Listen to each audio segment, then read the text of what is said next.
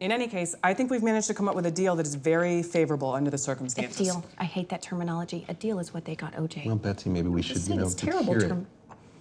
What kind of deal? If the prosecution decides to file, which is definitely the direction this seems to be headed, and if they choose to stack charges, Craig, you're looking at 30 years in prison. 30 years? That's the maximum. And given the nature of the charge and the current political environment, I'd say we should expect it. The public outcry in cases like these is a big factor. However, after much discussion with the DA, who is also invested in keeping the press to a minimum, we have arrived at an arrangement, which would include 16 months in a county facility. 16 months. Down from 30 years. And you most likely wouldn't serve all of it. But he would have to say he was guilty.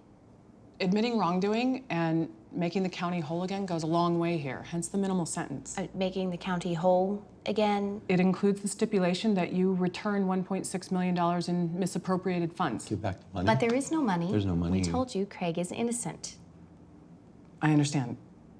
However, I'd like to emphasize again that this deal is Craig's best chance of minimizing jail time. You're telling us there are drug dealers and murderers walking the streets, but instead of going after them, they want to put an innocent man in jail. There's no other way? I'm sorry, I think under the circumstances, this is your best option. Murderers and rapists, and this is how they... Okay, there is no money. There never was. You have to take this to trial. Look, you have a difficult, but nevertheless straightforward choice to make here. On one hand, you give up the money, I just told you there is no money. plead guilty.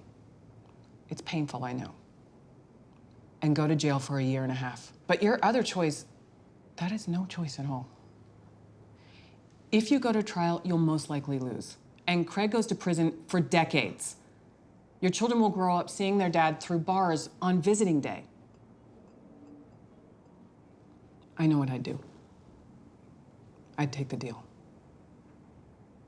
2 years from now, you can be starting over. It's tough. I know.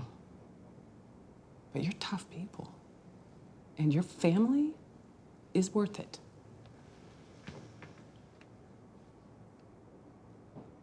Why don't I give you a few moments to discuss this? I know it's a big decision. We don't need to discuss it. You're fired. How about we go to my office and discuss this? I'm sure there's a solution. That won't be necessary. We will no longer be requiring your services. It's not personal, really. If you're unhappy with what we presented to you, there may be other directions we can go. We're done here. Please stop following us.